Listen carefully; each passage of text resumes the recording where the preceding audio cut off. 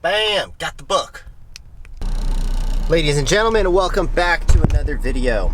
Today we are talking about Doordash growing too quickly. Now, this is probably pretty obvious to everyone as there's been a ton of, I've gotten a ton of emails and DMs on Instagram about Doordash not being able to keep up with how fast they're expanding, and it's kind of apparent to a lot of people now that Doordash clearly is expanding too fast. Now, is this a bad thing? I'm not sure. I'm not sure if it's a bad thing, but this is what all companies do. There's different levels of being a business. You have to completely switch from being like a $0 to $100,000 business, and then switch over to being $100,000 to $1 million business, and then million to $100 million. You know what I'm saying.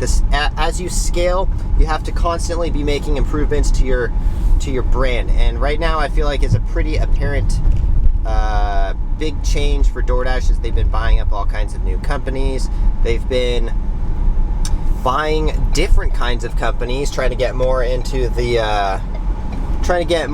grocery delivery game and all kinds of other stuff.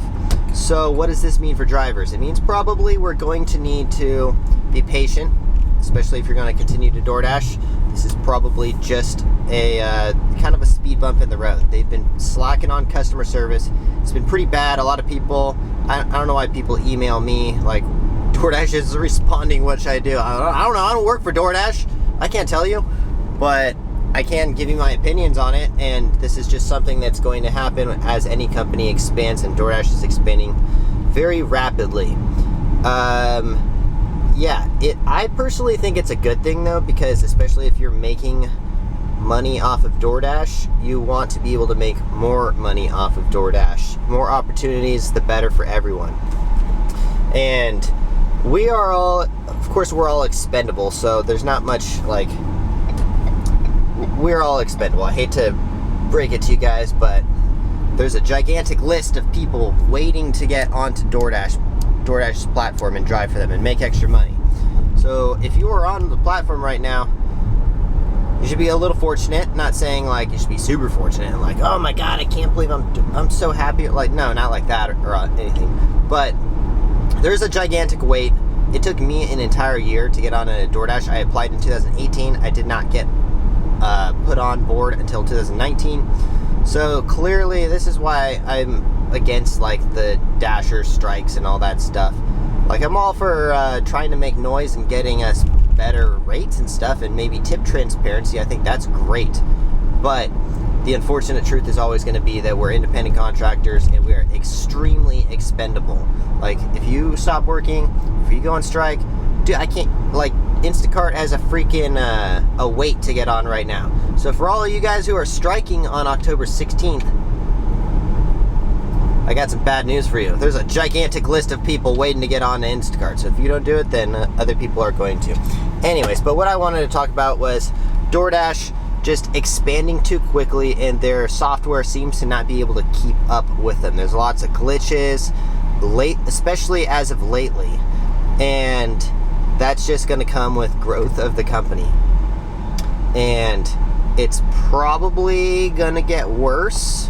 Like, the bigger Doordash gets, the harder it's going to be for them to continue to keep the software updated and stuff. So just the best thing you can do is when something goes wrong on a Doordash, document everything in case, like, the customer tries to come after you and say you didn't deliver something. Just document anything anytime there's a problem. And just be patient, because it's not your fault. There's nothing you can really do. Like, if Doordash customer service isn't responding to you. Sorry, I just ate a bunch of pistachios in there, like, in my throat. If Doordash isn't responding to you, the best thing you can do is really just be patient.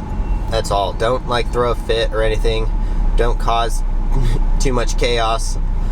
I don't know. There's not much you can really do about it. Anyways, so right now, doing a daily dash, but I'm actually headed to the bookstore. One of my roommates is going through kind of a hard time, and I feel like this is a great time for him to read the book Rich Dad Poor Dad.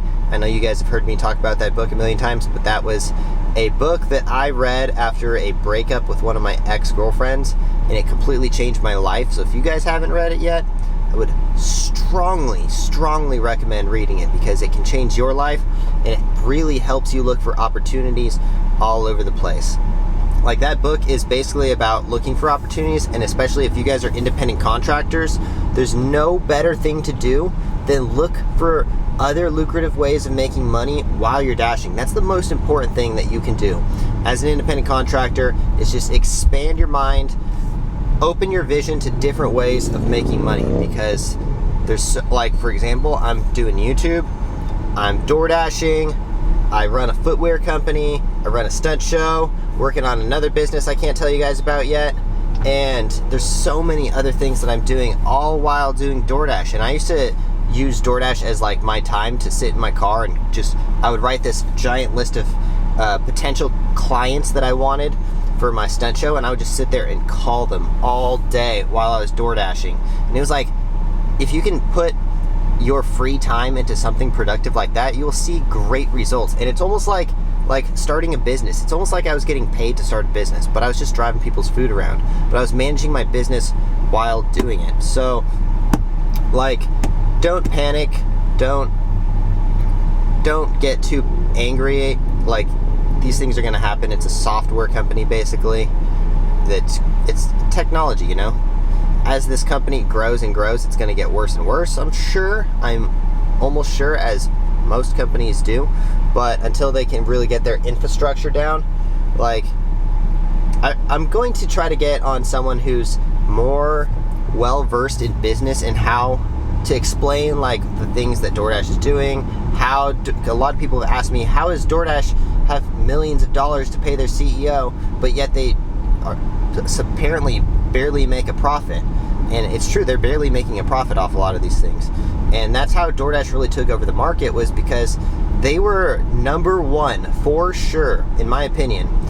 It's the only brand that I've never had a problem when I ordered something and I didn't get what I wanted, they just refund it right away. So think about how many refunds they did and all that other stuff that involves with having the best possible customer service for your clients and stuff.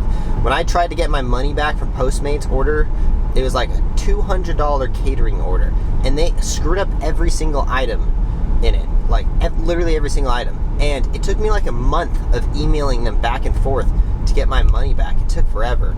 But again, I don't know where I'm going with this, but hopefully you guys enjoy these kinds of videos, me explaining, at least to the best of my knowledge, about what's going on, why DoorDash is having major customer service problems for their dashers, and yeah, any other tips and stuff I can give, I'm always going to. If you guys have any questions, either DM me on Instagram or send them to my email down below in the section, in the description. We'll see you guys in the next one. Thanks for watching.